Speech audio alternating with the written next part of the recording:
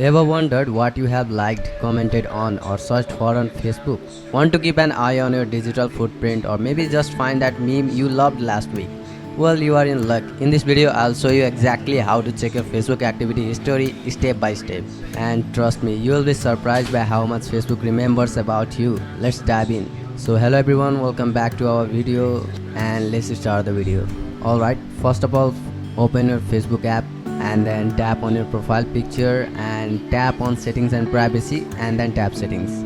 Look for the activity log under your information.